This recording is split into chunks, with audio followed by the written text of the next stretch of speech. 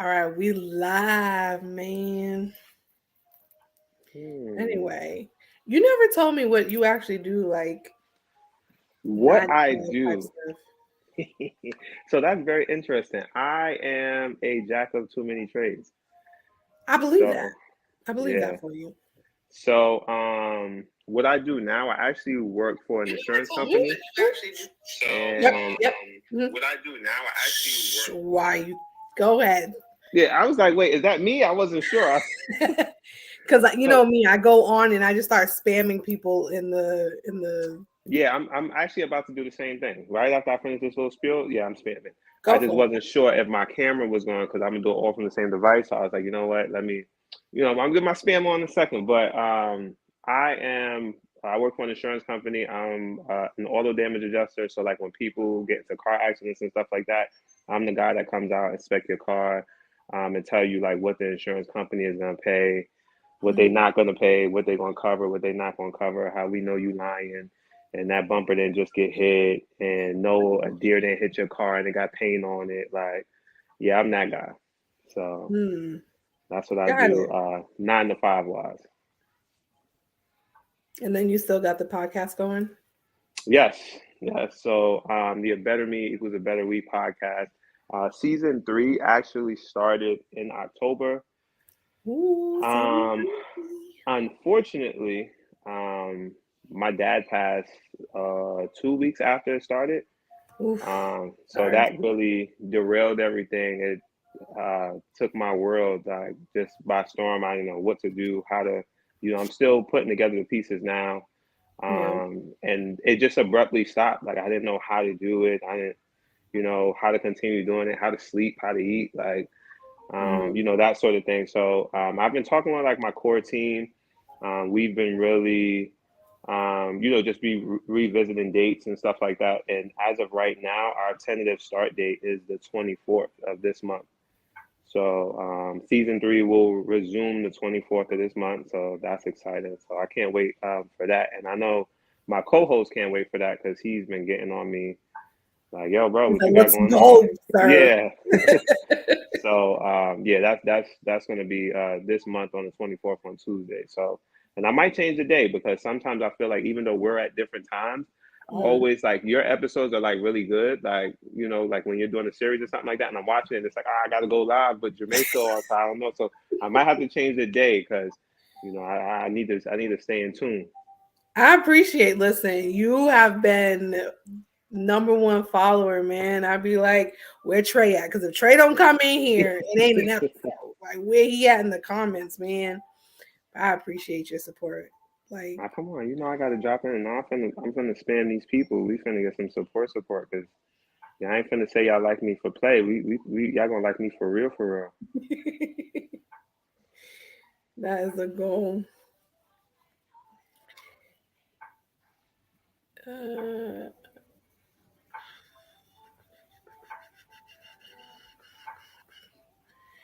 oh no, you went blank. Yeah, it's gonna be like that for a minute, but I'm here, y'all. I'm just spamming. Let me get my spam on real quick. He's like, I'm throwing all y'all. There's a few Come people I need join. to be here. I need for y'all to be in the room. Please do, because this topic right here, man, fatherhood. I I'm said, trying oh to tell you, yes. I this is mean, like something I've different. had fathers on, but they're all girl dads, right? So all of them have Mm, girls, and I'm like, I need a man that's raising a boy, a young right, black prince. Where they right. I'm trying to tell you, and for me, fatherhood is really one of my cornerstones. Like it's like of who I am. I really take pride in being a dad. So when we talked about this, and even when we kind of like reviewed possible topics, and we were talking about just like what could it be, and when we were going over the questions, I was like, yeah, like this is it right here. Like this is what I want to talk about or what needs to be talked about yeah, because I think too many times, especially with black men, and I don't want to make it a black or other race kind of thing, but we get that stigma. Like we hear that a lot. Like black men are not where they need to be as far as taking care of their children. yeah. But we're seeing now. Like it's different. Like there's an influx of fathers that are taking care of their children, and I'm just happy that today I can be that face. Like we're really out here doing this. We're not all um, just doing what I guess what people would say what they want to do, and not Yeah. taking care of their responsibility. Like people are out here taking care of their responsibility. We holding it down for the set, and raising these black men. We getting Yeah. it together. All right, I'm almost done spamming. Y'all give me 2 more seconds because I'm spamming everywhere. When I say You everywhere, I got mean, to. Everyone who's watching better be spamming somebody. Like, hey, you feel me? join in because Because y'all don't want to miss this. topic. Like, and I look at it like this. If we really being honest, like y'all will watch a fight video, watch this. Or even if you don't watch it, share it. Somebody might want to see it. Somebody might want to talk about, daddies and stuff. Y'all watch jokes and stuff like that. Let's get it on. All right, I'm back. Back like I never left. Back like Right. I never left. So we got to do this introduction because it's about that time for these intros. So first and foremost, thank y'all for coming back. This is week 6. This is episode 6, and we're doing something big today. Okay, so the person that is with me, Traquan, I think he's part of the reason why I kind of started doing these lives, because our mutual friend Stephanie connected us, and we did an episode like 2 days after my birthday, like 2 years ago, was it? And I was like, oh wait, maybe I can do this now. I was nervous, but Traquan's podcast of Better Me equals a Better We, which we will talk about. I was like, oh, okay, we can do this. All right. So, I asked him, I was like, so Traquan, what do you do for a living? Like, what's your 9 to 5? And he's like, I ain't got a 9 to 5. I do a little bit of everything. So he's a father, as you Yes. guys probably know. He is a podcast host of a Better Me and Better We. He does car insurance fraud things, inspections. He does a lot of things. Yeah. But Yeah. nonetheless, one of the major things that Traquan does is he shows up as a black man raising a young black prince. Okay, This is so so bad. without further ado, ladies and gentlemen, even though it just says Trey, his full name, Yeah. Yes. Trey Quan. Welcome. I'm excited to be here. I'm excited to be here. And I always leave Trey because for some reason, when people see Traquan, I love my parents to death, but for some reason, they didn't want to put a Y in my name.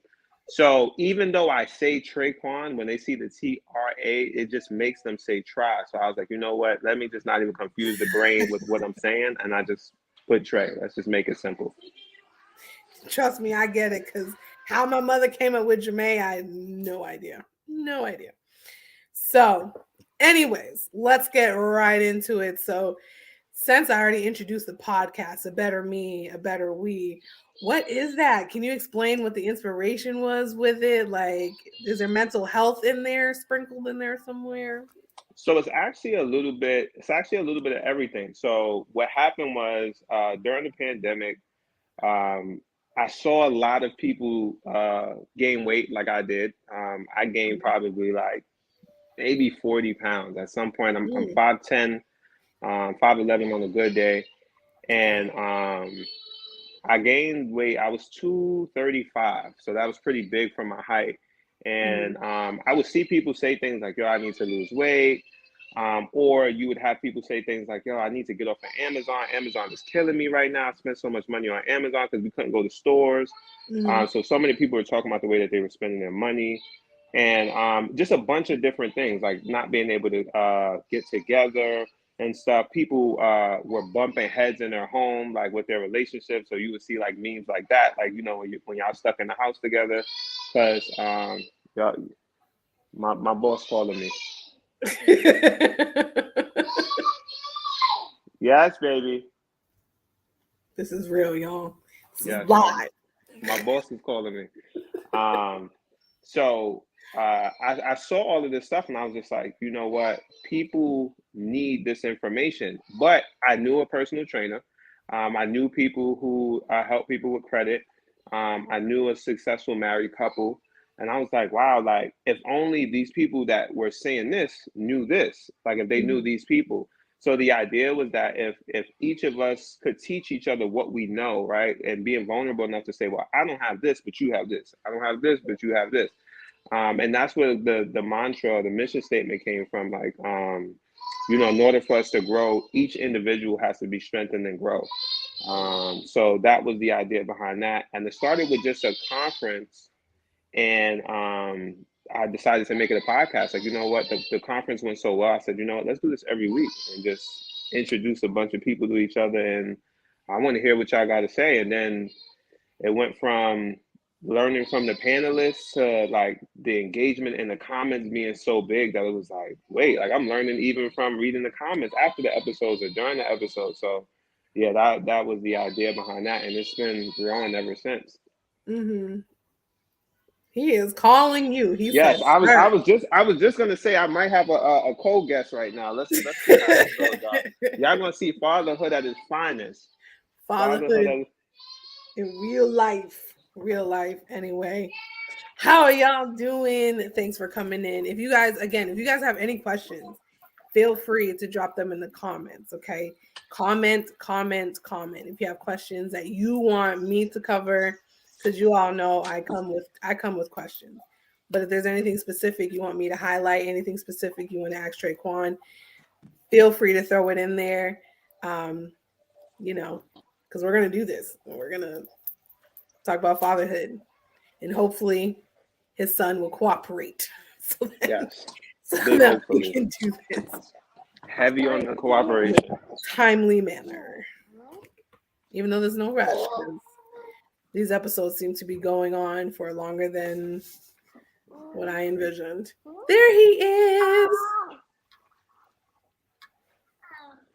He is here for it. Here we go. Say hi.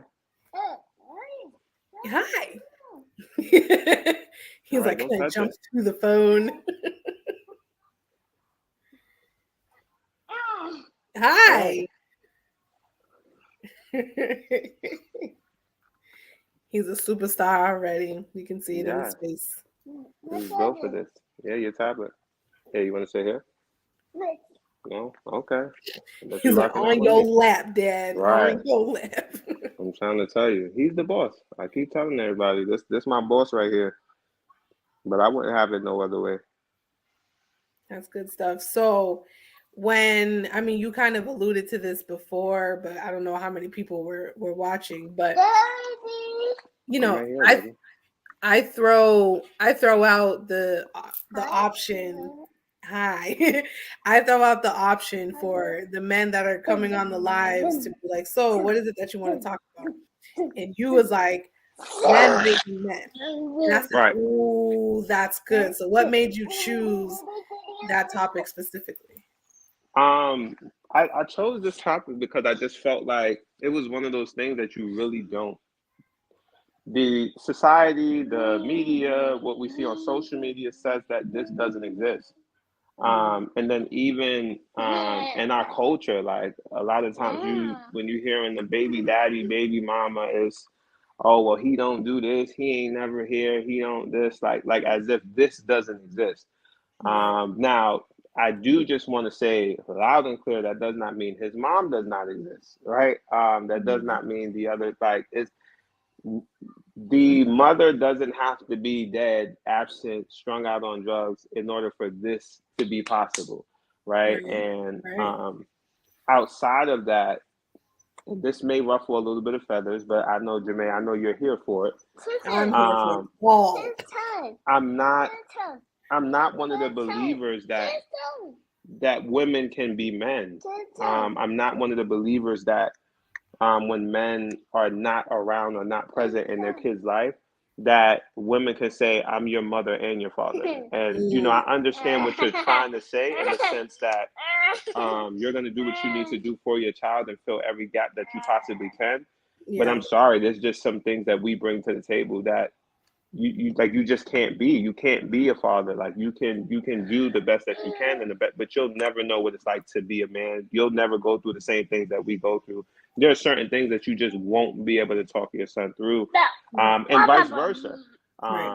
especially in his younger years now, I definitely see the importance of his mother. Like there are things, nurturing ways, just things that come with being a mother, like that. As a father, as a man, I will never understand. Like I will never understand why, you thought it was okay to maybe hug him at this time or this place, or do, where I might be like, nah, brush it off. The world not going to treat you like that.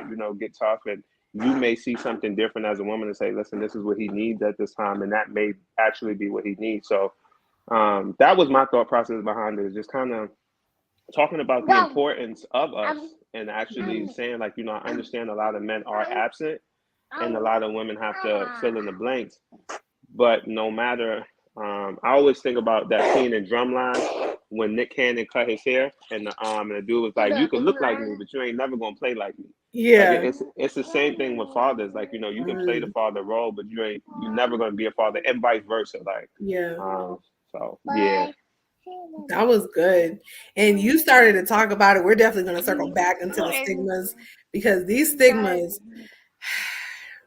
they say words can kill. I think we realize words can, Yeah. because the words that are spoken over men, the words that are spoken over people of color, it Right. really like makes us feel like we can't achieve anything. And if Mm-hmm. these stigmas do exist, we have to, like, we're working, as they would say, behind the eight ball, or trying to swim upstream. Like, we are fighting just to Mm-hmm. have a place and Right. to occupy spaces that maybe we didn't have. Because truth be told, some men don't have their fathers around. So when it comes to fatherhood and when it comes to manhood, they're like, Right. I ain't never seen this before, so I Yeah. don't know how to do it.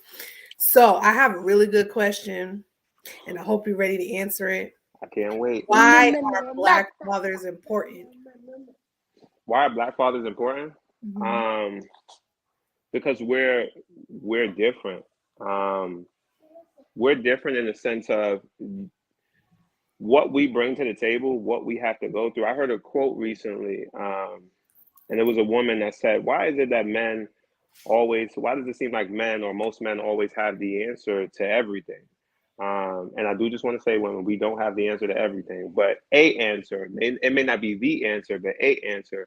Mm-hmm. And the woman said, it's because we go through things, and we have to figure things out. In a lot of cases, there are different support, for different people, and it's not just a man thing. Even for, and we're just being honest, even other races, right? There's support in different ways for other people. But when we look at Black men, as a whole, we kind of get the short end of the stick. Well, not even kind of, we get the short end of the stick in a lot of different ways. With that comes a lot of experience. With that comes a lot of wisdom. Going through a lot of things will heighten the learning curve for you. So that's why being a Black father, being present, is a high commodity. Like, it's one of those things where you don't realize how much it brings until you actually have it. And I can say that I was fortunate enough to have it. Mm-hmm. Um, it was rocky. It didn't look like, Family Matters. It didn't look like The Fresh Prince of Bel Air. Like, um, it was rocky. It looked, like you said, my dad didn't.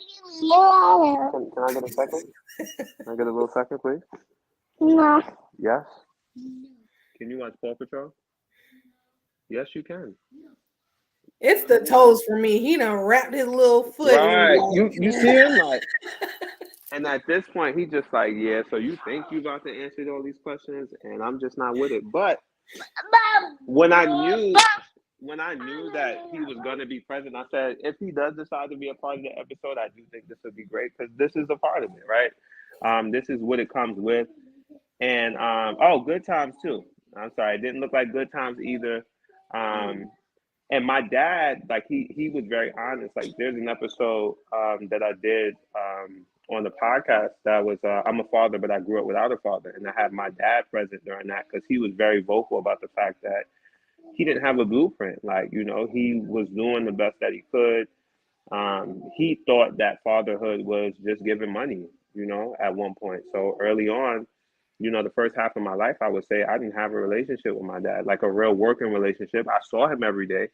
I knew that he paid all the bills. I knew that if I wanted something, I asked my mother. I knew where it was coming from, but I didn't have a working relationship with him. And that's because he didn't know how to have a relationship with me because he had never experienced that relationship. But with that, once I was able to foster a relationship and later on in life, we kind of got that, situated. And then he became my best friend. It heightened the bar because I saw so many great things that he did, and now having that relationship, it made me realize how important I am to my son now, and why I take fatherhood so serious. Because I've seen people that don't have it. I've seen people that like what they do, their ideologies, what they think in the world, just not having that man present, in just a lot of different ways. Like so, yeah. Yeah.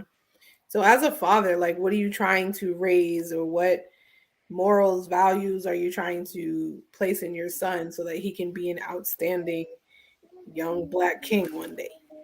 So for me, I want to raise a free thinker. Um, I don't want to program him per se. Mm-hmm. Uh, I always tell people I really love reading theology books because. Excuse me, sir. Can I get some space? Just a little bit. Let's turn that this way. Come on, this way. Yeah, yeah. Put the head this way, the feet this way. Okay.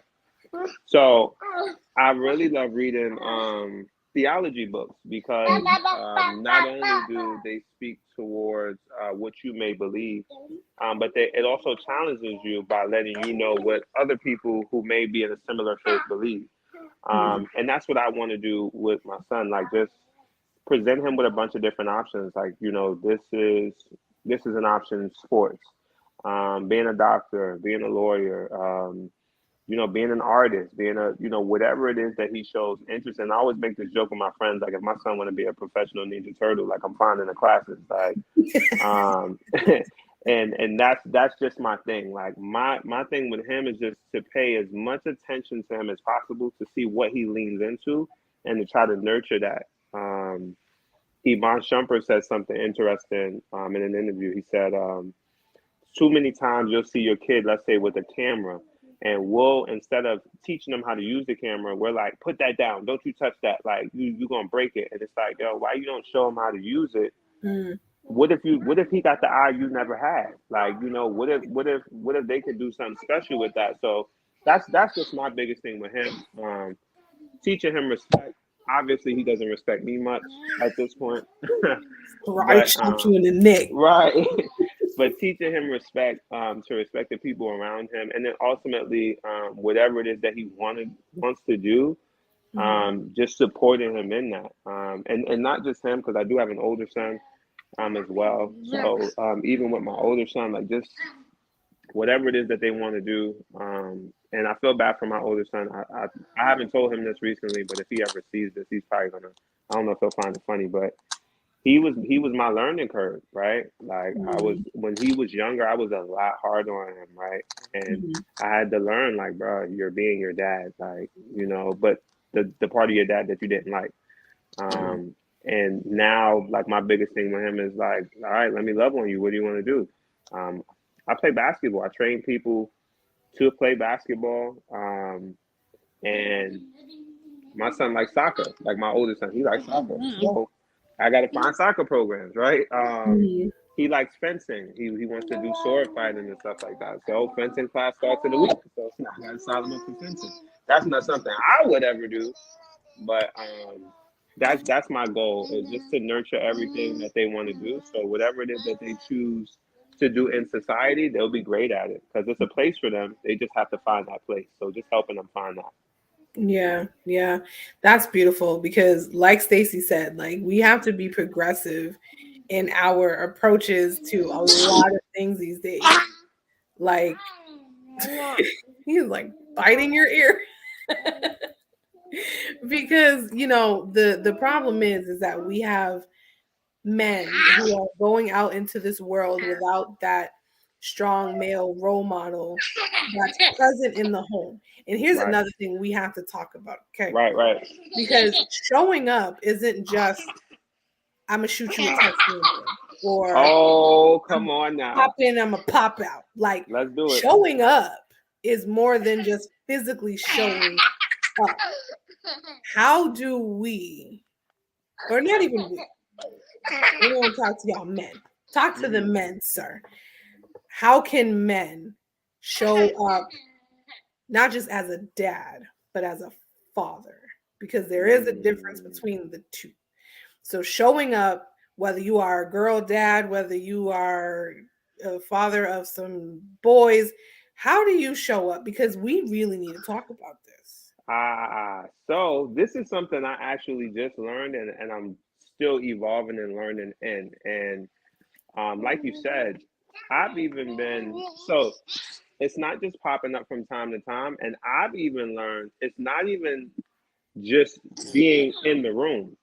You know, so like right now, this is funny and cute, like for anyone that's watching, like him jumping around and playing and stuff like this. But right now, this is not being present, right? Like he's playing with me, I'm not playing with him. Like like this is not being present. But so many people would think like I'm around my kid, I go pick my kid up, like they were here for a week. Or let's not even talk about the people where I pick my kid up, they're at my house for a week, but they was at my mother's house 5 days out of the 7 days. So I didn't even see them. I just pawned them off to somebody else. So for me, I learned that, and again, with my oldest, I'm learning so much. He likes video games. Video games have never been my thing. Like I don't know why. It just wasn't my thing. Yeah, I don't like it. Now I play. So I'm like, all right, this is what you like. This is what we're gonna play. And I realized that not just sitting there, but what do you like to do? Let's talk. Let's converse. Let's have a conversation. I asked my son about his day at school today, and he said to me, "Can I have a second? I feel like you're like overpowering my voice right now. Just a moment, though. Can I have just a moment? No. Okay. Thank you. I'll see you in just a moment. Okay." I asked my son, I said, how was your day today at school? And we talked about it. And he told me about, an incident that he had with one of the kids. And you hurt your foot? Are you okay? Or you need me to look at it? Can I see it? Okay. So he told me about an incident he had with a kid at school and just some concerns that he had about his teacher. And, he felt like his teacher didn't like him. And for me, I don't really fall into the teacher don't like me, because I think we all said that as kids the whole time. Like I sleep in his class. I never do his homework. No idea. So, hello. So the teacher didn't like me thing, I really don't, fall into, but I really wanted to talk to him and see like, how he felt about that. And, I really just listened to his concerns. Like, I told him, what I thought it could be and ways that I thought he could improve and stuff like that. But at the end of the day, like we spoke, and he said to me, he said, wow, like, I really feel like we having a therapy session right now. Excuse me, sir. Excuse me, sir. I'm sorry, you cannot have my phone right now. Can we get over this? Thank you. And he said, I feel like we're at a therapy session right now. And I laughed and I said, that's what I'm here for. If you feel like you want to talk about something, if you feel like you want to, let something off your chest, even if let's say you just want to vent, like, come to me and say, hey, I just want to talk. Like and I think too many times, like we take for granted the fact that what they're experiencing is a lot to them. Right? We experienced it already. Like we're adults. We understand that adult life is no joke. I wish I can go back to doing what you're doing, living carefree. But in your mind and your vantage point, this is real. Like your teacher not liking you is real. Like your friends or people saying they don't want to be your friend, and like this is real. Like, and it feels real. And we have to be there for them, emotionally and not just physically. And I think when we're able to connect with them and build that connection, like how we do at work for other people's company, and we work on building connections with people. I think if we do that with our children, that's how we really can start to actually be present.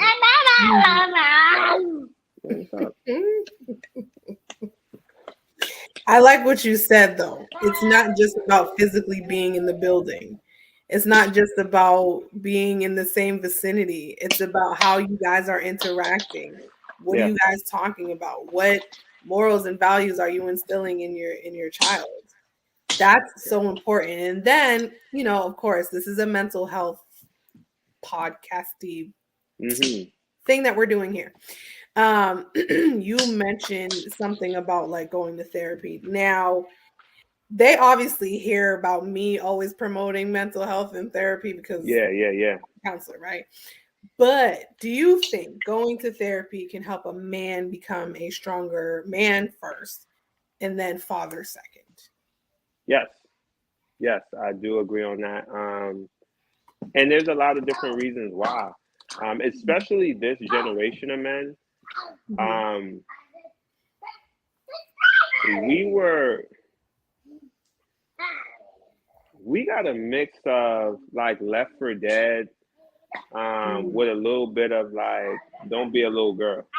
Mm. So there were a lot of, I think there were a lot of instances, and we're seeing this a lot more where our parents, and I'm sorry to whatever generation that is, but I'm just gonna put y'all on Front Street. Um, y'all were so excited to actually be the adults that y'all forgot what being the adults entailed. So y'all like Mm. Yes, y'all sir. Yeah. y'all Yeah. still talk about Big Mama and what Papa used to do, and not realizing that you're Big Mama now. Like you didn't realize like that you were transitioning. So while you were saying, "Oh, this person used to do this, and I could have never did this, and I would have never been able to do that," that was for you to now do that with me. But there were certain things that in our generation, like we were just kind of just left with. We saw an influx in families not being together. So like while there were always fathers that were, unfortunately to say, there were always a number of fathers that weren't in the home or left the homes. But when we look at divorce rates, right? Divorce rates, marriage rates. We're talking about black people. Like if we look at the percentages, like our women are the least married percentage wise. Like we're the least married out of all other places, and I just feel like it had a lot to do with people just, I guess, wanting to be free. Like I don't know what to call it. And then nowadays, with the way that society is, I tell my friends all the time, the most important thing that we have to protect is our mind. We're constantly being desensitized to different things, and they're becoming the new normal, and it's not okay. Mhm. So I think as men, we need that outlet, especially with this feminist movement on the rise, this aggression. I'm all for women empowerment. I'm against anything that breaks up family, right? So Mhm. so when I talk about feminism, I'm Right. talking specifically about I don't need a man. I don't need like nah. I'm sorry. Like yes, you do need a man. I'm sorry, and yes, I do need a woman. We were created for each other. Like anything Yeah. against that is, but it's being spoken so much that it's almost like if you don't agree with it, like something's wrong with you. Sir, just give me a moment. Just give me a moment. Okay? Yes, I just need a second. Can I get a second? Okay, just sit down. Well, just for a moment. Thank you. Yes. All right, how about you go get your car for me? Can you go get your car for me? Go get the blue car, please. Thank you. I appreciate it. Yeah, nice doing business with you. The blue car, it's in the room. Yes. Get the blue and the red one. The blue and the red car. Yes. Thank you. Yeah, go get it. Go get it, bro. You got it. And the red one too. Parenting, ladies and gentlemen. Yeah, send him on a mission. He halfway on the mission, but he see I'm still engaging somewhere else. So he's like, yeah, this don't really look like a mission I want to be a part of. So let me just make sure that we're on the same page. But all in all, we go through enough as it is. Yeah. And I just think that, yeah, we do need that. We do need that that space to be able to talk. And we've been tricked into talking about our feelings with the wrong women, right? Not with women in general, but with the wrong women that have Talk. now used our feelings to weaponize us, right? So therapy would be the best option for us because it's a safe space. Because if this person tell your business, you can get paid for it. So might as well go, might as well go to a safe space. Because the better you are, the better you can be for the people around you. So yeah, therapy is key. Did I forget to mention that this man before us is a minister as well? Because my hands and my feet No. started to get a little excited because he was saying a lot of great things that, like, if I could go back to a lot of it, I would. But Mm, nonetheless, when that last part was enough. Like when you said we talking to the wrong women, sir, I speak. mean, Anyways, honestly, I think that's the toughest part. So last week when Darren was talking, Darren mentioned the same something very similar. Like we have to be careful who we're getting all of this information and this knowledge and this how to from. Because mm-hmm. truth be told, some of us are like the blind leading the blind. It's like I, I don't know what parenthood looks like, but let me help you out. Let me give you little jewels. That Hello. doesn't even make sense. Like I need someone who's been through what I'm trying to overcome. And Exactly. if men don't show up, we can't lead the next generation, right? And here's the problem. Not to cut you off. There's a big problem with that because now you have people that are not operating in their gifts Mm, because they've been shunned so much that they're taking on any role just to be in a position of power, yep. right? So now it's like, okay, I can't operate in my gift as far as being the financial guru of my house because my woman make more money than me. So Mm, now let me walk around and poke my chest out a little more. This is not my role. This is not natural for me, but I need to feel like I'm leading in some type of way. Like, mm, and in all actuality, yes, men, we are supposed to lead, but you have to lead in like in your calling and your gift. Like, like I may be called to lead, but I might be called to lead the youth group. Like I may be called to lead, but I may be called to lead the local church. Like my calling may only be to shepherd 100 people. Like if I'm a pastor, my calling may not be to even pastor. Like my calling may be to be the local bodega man. Like whatever it is, I have to walk in that. And we yep. hear things biblically, and y'all know it's gonna go there for a second. But Go, go. but when we look at certain things biblically, when we look at Jesus, and he became all things for all men. Like bro, like I'm not Jesus, so I can't become all things. I can't. I don't have that. I don't have that ability. So we got to stop trying to become everything and just Mm, do what we're called to do. mm, Even when we look at the man at the temple that was disabled, I'm not going to use biblical words because I don't have time to explain. I don't want to drag it, but he was disabled. And Peter and John saw him, and they did the miracle where they had him stand up and walk. It was interesting because he was asking for money, and I always use this as a reference because he told them like, I don't have no money, like silver and gold, like I don't have it. But what I do have, like, so you have to have it in order to give it. Like we can't be out here mm, trying to operate in mm, things that we don't have. And this is why we're in dysfunctional situations because you operating on E. You pouring out of a cup that you don't have nothing in. And last but not least, you'll know a man by the fruit that he bears. So I like this is why in women defense, they're saying some of the things that they're saying about us because you saying that you're this, but you ain't got no fruit. There's no fruit there. Like the tree done dried up. Like there's nothing on there. Just twigs. Like so, we gotta operate in our gift. Men operate in what makes us great. Like I'm not the best man. Like you get what I'm saying. Like I'm just gonna be honest. I'm not the best father. Um, I'm working as hard as I can to be the best version of a father that I can be. mm, Because ultimately, if we're mm, really being honest, I mm. can do all of this, everything that I do for my son, and I'm not going to go down the list of for both of my children. Everything that I do, I can do all of this, and they can grow up one day and just be like, "Yeah, you ain't do nothing for me." True.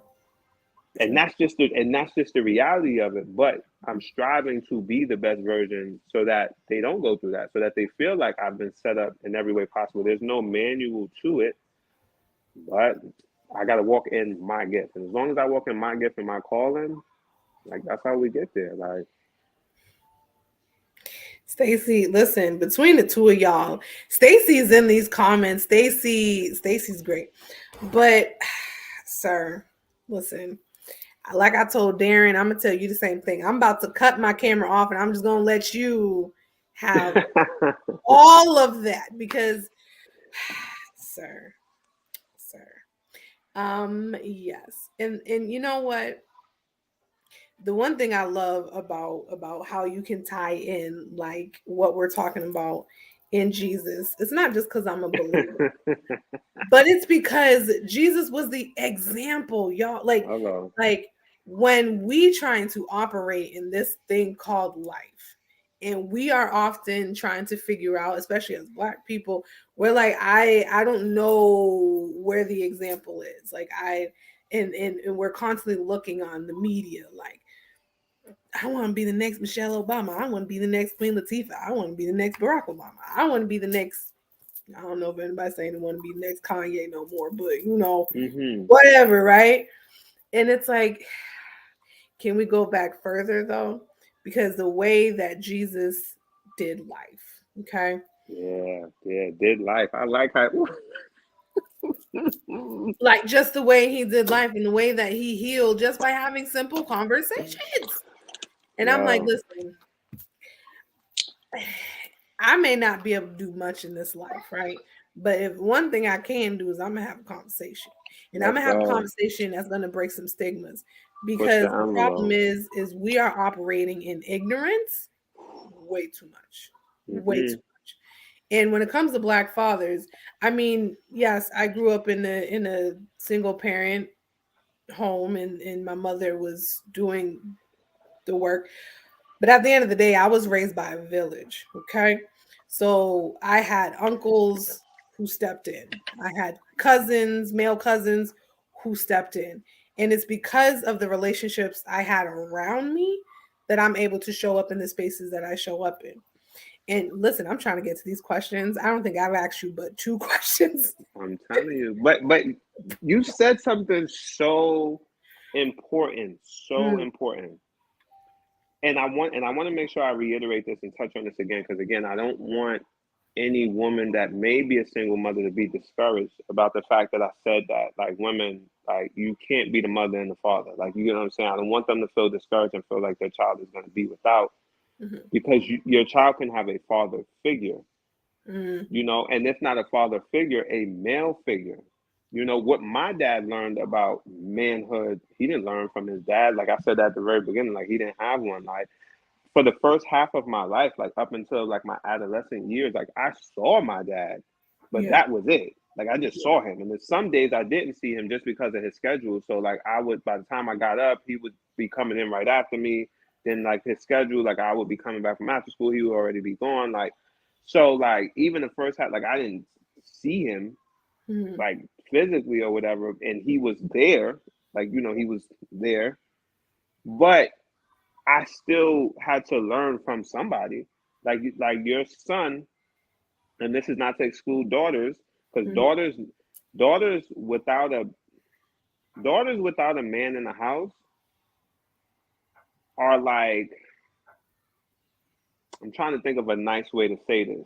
If you don't Uh, just go out and say it, however, we'll clean it up later. Go ahead. daughters without a father in the house can potentially be untamed greatness. There's a certain level of I ain't got my towel, sir. there's a certain level of guidance Yeah. and tamed aggression. Mm. Like there's a certain because all I'm gonna say all women are created, Black women. Y'all strong on a different level, Yeah. but having that father, it kind of shows like not now, baby, like this. It also creates like we see so many. I've seen. Let me speak for myself. I've seen so many women thirsty just to be in a room, just to be hugged, Mm, just to be talk. like having that. It alleviates the possibilities, right? Let's not say it can't happen, but it alleviates the possibility of wanting that attention from someone else, wanting, feeling like, oh, I need this person or not. My Mm, dad told me, he said, I'm so hard on you and your brothers because nobody's gonna do nothing for y'all. He said, if we're being completely honest, somebody will take care of your sister. Like she can get married, she can get one of these bum dudes on the street. He'll buy her stuff, he'll get up, this and that and the third. But I don't ever want her to feel like she has to depend on somebody outside. So mm, I'm always gonna have her, right, wrong, or indifferent. Like she needs something, I'm right here for it because she's never gonna feel like she needs another man, and she's never gonna get finessed by another man because it's something that she doesn't have, like something that she's lacking. So like having that father in the home is so important for men, but definitely for women. And that role model, if you don't have, just a circle and bring it back full circle, if you don't have a father figure for your son, or the father's not present, if you have a brother, any man that you feel like, I wouldn't mind if my son came out to be half of what this man is, like mm, your pastor, your like somebody, you gotta, if there's any male, like, because we need it. The same way when y'all go through puberty, I could not. I'm happy I don't have a daughter. I couldn't.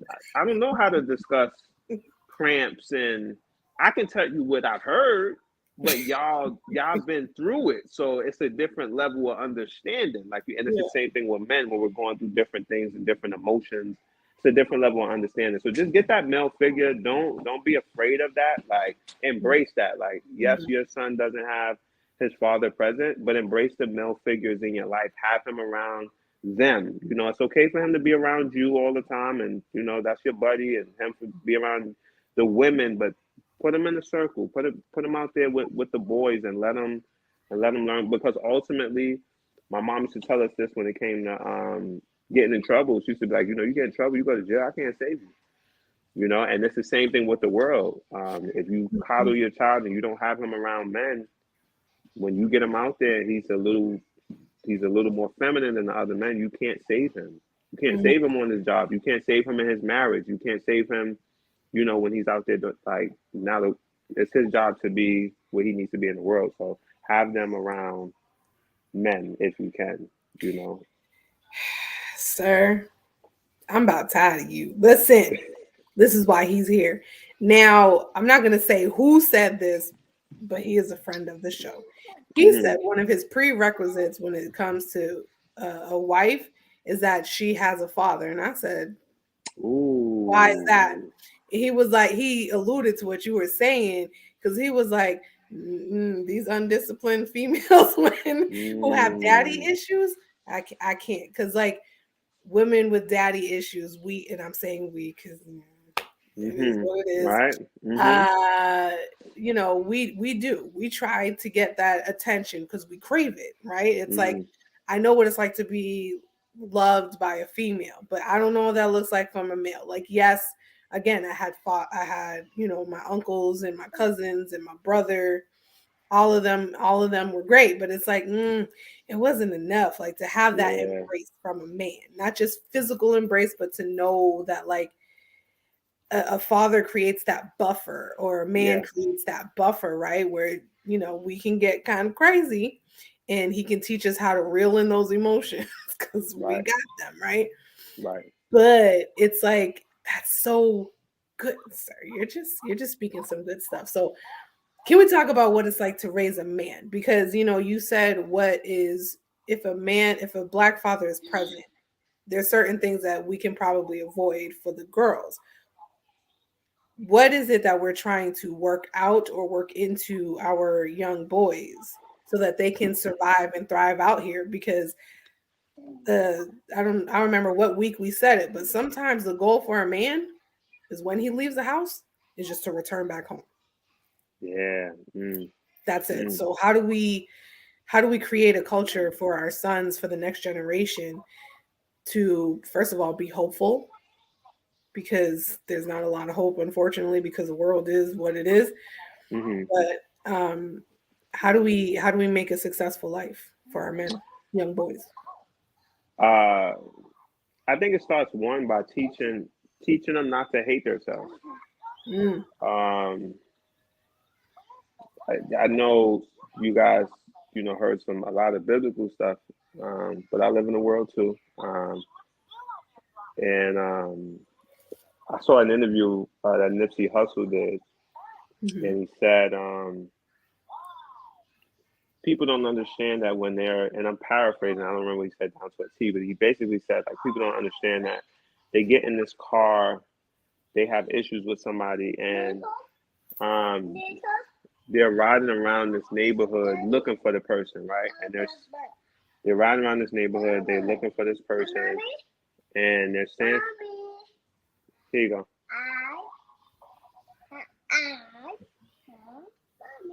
Okay, mommy's coming in just a second. Okay, yeah, play with this. So, you're riding around this neighborhood because you have beef with this person, right? You're looking for this person, you want to do something to them. mhm, And the entire time you're rolling through this neighborhood, right? You'll see somebody and you're like, nah, that's not him. And when you finally find this person, or when you finally get suspicious of the person, you look for the person that looks the closest to how you look. So you're really looking for yourself. And mhm, I've alluded to this many times when I've had conversations with like my friends and stuff like that. And I've had this conversation a bunch of times, especially talking about gentrification. It's like, why is it that we have such a hard time in our neighborhoods, right? Like our older women, our elder statesmen are clutching their purses and they feel uncomfortable, or our kids are in corner stores and they're getting shot up on their way to school, and we feel uncomfortable to walk around our own neighborhoods, but these people gentrify our neighborhoods and they walk through 3 o'clock, 4 o'clock in the morning like it's nothing, mhm, right? And when something happens, and I'm not to say that it doesn't happen, right? But I can't remember if somebody put in the comments if you've seen it, but I can't remember the last time somebody said a stray bullet hit someone that didn't look like us. And I've been outside, like as people would say, we outside. Like I've been outside 3, 4 o'clock in the morning. I see people that don't look like us, mhm. just comfortable walking the dogs. But when things like that happen, I've seen people that don't look like us bump into the gangsters, Mm, and it's, oh, I'm so sorry, sir. Yeah, whatever, and they say whatever they say, but it's not the same type of aggression as if when they see themselves or mm, somebody that looks like them. So I think that would be the first thing, teaching us not to hate ourselves, like yeah. not to look at people that look like you and be uncomfortable. Like we should be most comfortable when we're around each other. So I would say that would be one. Mhm, Um, Two, uh, teaching us how to deal with emotions. That's something that I think now is something that's a thing. Like men have emotions. Like mhm, it's a real thing. Like we really have emotions. Now having emotions doesn't mean, man, that you're emotional, but you have to acknowledge the fact that you have them. Like, and we don't only have to have two default emotions, like happy or mad. Because I'm gonna be right. honest, like, or not even happy or mad, just content and mad. Like, we don't only have to have Mhm, two emotions. And I'm talking about me. I'm talking about Trey. I'm talking about Traquan Newson right now. Like, because I don't have a medium, right? I mhm, wasn't taught a medium. Like, so what you see at that specific time is like that's what it is. Like, so if you see yeah, me right now, I'm just kind of mellow. If you see me and I'm somewhere speaking, you might see a little bit more, but mhm, there's no like in between because I wasn't taught that, right? So now I have to mhm, explore those emotions. Like, all right, what does this feel like? mhm, I think that's one of the reasons. Like now that I'm really thinking about it, that may be one of the reasons why so many men suffer from depression, because we don't know how to articulate our feelings. This feeling that I'm feeling may not be depression. It may just be a little bit lower than happy. Like, that doesn't necessarily mean I'm depressed, but I've been conditioned to not know how mhm, to understand what I'm feeling. So, yeah. that one I would say, and then lastly, communication. Communication, and when I say communication, specifically understanding. Um, Men, we're very logical thinkers. Mm-hmm. However, we don't always listen. Mm. So I'm strategic by nature. You give me a problem, I'm giving you an answer. Like, that's it. And not only am I giving you an answer, I'm confident that my answer is the right answer. So even while you're telling me that, oh yeah, so we could do it, in my mind, I'm like, okay, okay, okay. All right, yeah. So like I said, this we're gonna go ahead and take this down here and do this. Like, so listen for understanding and really listen to the person next to you. And I think if we're able to do that, that's how we'll be able to foster change in our neighborhoods. Like Mm-hmm. having us not being aggressive towards each other, listening to understand each other, like when we speak, loving on each other, right? Like, and understanding our emotions. I think that'll take us to a different space. Yeah, you do it. No, your turn.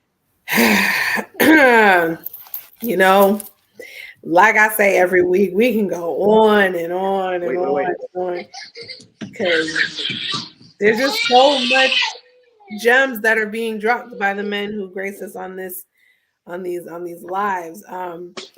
Guys, if you have any questions for Traquan, we are starting to wrap up. It's about that time, you know. But Okay. I really love what you're saying. You're touching upon a lot, touching upon the stigmas.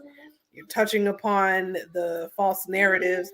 You're touching upon the importance of showing up. You're touching upon like what it looks like to show up and the outcomes of what happens when men do not just physically show up, but in action, in word, in presence, all of that great stuff.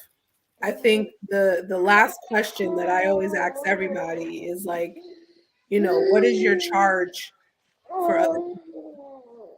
Like My if charge? you can, yeah, if you can leave this live with your final words, either encouragement to men who are fathers, encouragement to the women who are struggling with maybe baby daddy issues or daddy issues in general. What is your charge? What's your final words you want to leave with the folks on today? My charge is raise your kids. Raise your kids. Like that's my charge. Raise your kids and um all right, go ahead. Raise your kids. And I mean a lot of different things by that. Right now, iPads are raising our kids, YouTube is raising our kids, TikTok is raising our kids, other people are raising our kids, other kids are raising our kids. Raise your Mhm. kids, bro. Yeah. To the men specifically, like bro, raise your kids. Like Yeah. matter of fact, not even just to the men, to the parents, raise your kids. Like I'm talking to me.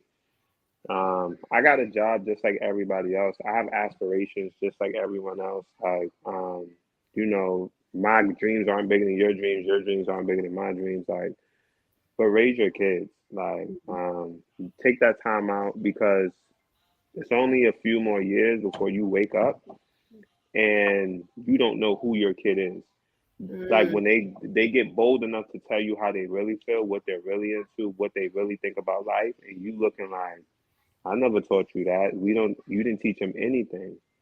You didn't teach him anything. You were so burnt out doing whatever you was doing that you pawned them off on the TV, on the iPad, on the program, on the person with the kids down the block on the street, and they learned life from somebody else. So yeah. like have to raise our kids, and even if we don't have kids, we may have a sibling, like the same way that we said that other kids need male figures. You may be the male figure, you may be the female figure, right? Like, Hmm.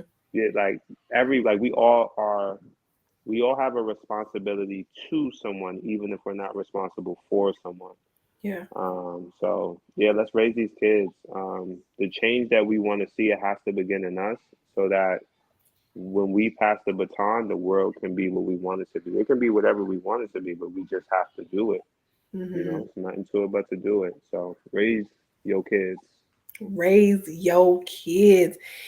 Listen, you Oh, know, and believe on Jesus. please do, y'all.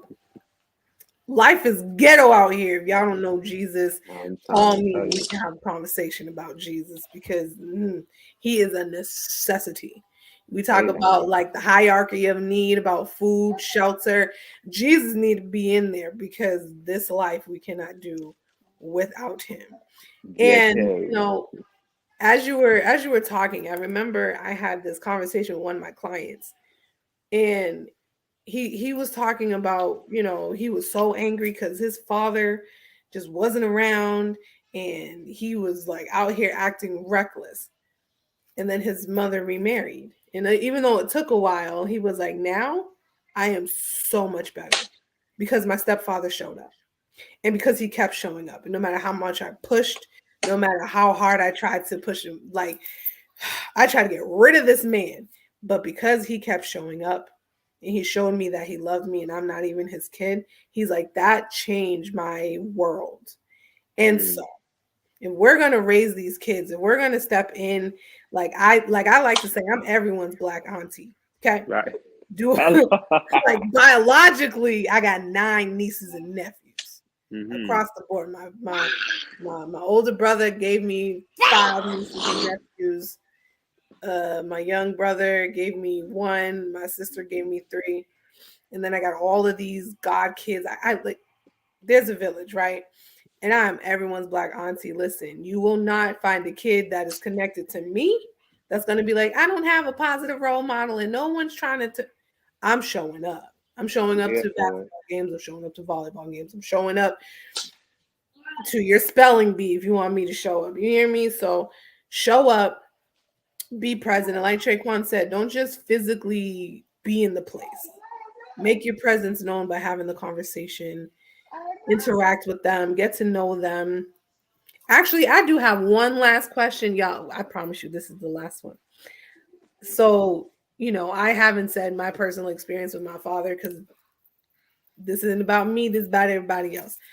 But Darren kind of talked about it and alluded to it last week where he didn't have his father. His father passed away when he was younger, but he was trying to leave some words of encouragement for people who have like a disjointed relationship with their father. What is your advice to the people, not just to the fathers, but to the children?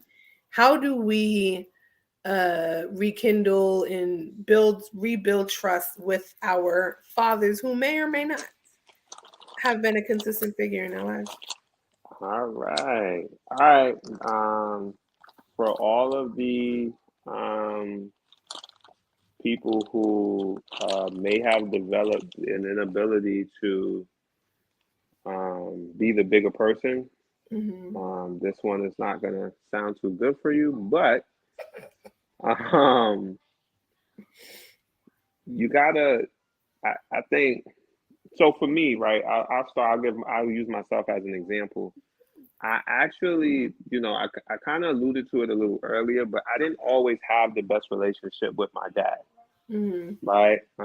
We didn't always have the best relationship. I didn't see him much. And if I'm being completely honest, I alluded to the money part. Like I knew my dad was the person that paid for stuff, but I also knew that my dad was the enforcer. So I knew, let me act a fool out here in these streets. My mother had a line like, that she still used to this day. Like you better not embarrass me. I guess my mother had issues with being embarrassed. And I was king embarrassed. Like, oh no, I'm finna act a fool and spin on my head in here. Like when I was a kid, I don't know what it was. Like king embarrassment. Like I don't know. I just had a lot of issues as a kid, right? But I Mm-hmm. spent a lot of time with my mom. Getting around my dad, I think for me it was taking ownership of the fact that I'm the one that needs something from this, right? Mm-hmm. If let's say I have an estranged relationship or I had an estranged relationship with my dad, which I did at some point, I took responsibility at a young age. Now, I didn't think of it like this, right? I don't want to make it seem like I was just this insightful and woke child or teenager or whatever. I didn't think of it like this, but now that I'm older, I can identify that. I took responsibility of the fact that I wanted to have a relationship with my dad. where at the time I didn't feel like he wanted to have a relationship with me. Mm-hmm. And not because he didn't love me, but just because of his view on parenting, like, and what he felt like he needed to be for me. And my friend was not one of them.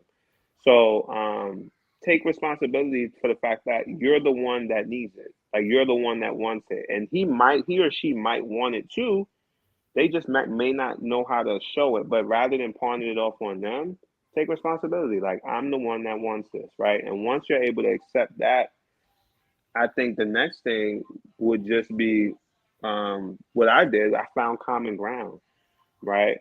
Too many times we try to approach people with uncomfortable conversations, especially if you got a runner, a track star for a parent. Like, he's a runner, he's a track star. If you know your dad is a runner, why would you approach him with this uncomfortable conversation? You might never speak to boy again. Like, old boy might really run for real, because now he know you got the means to find him. Like, Mm-hmm. so the same way that we connect with people in church, or what they was giving out French fries to get people to get the vaccine, like the way that the way that other people connect or try to connect with people in order to have certain conversations, you might need to do that. Like, for me, it was sports with my dad, right? So one, I took responsibility for the fact that I wanted the relationship with him, and two, what do we have in common? Like, I know we like sports. So for the first 2 years that I can actually say that I conversed with my dad, we only talked about sports.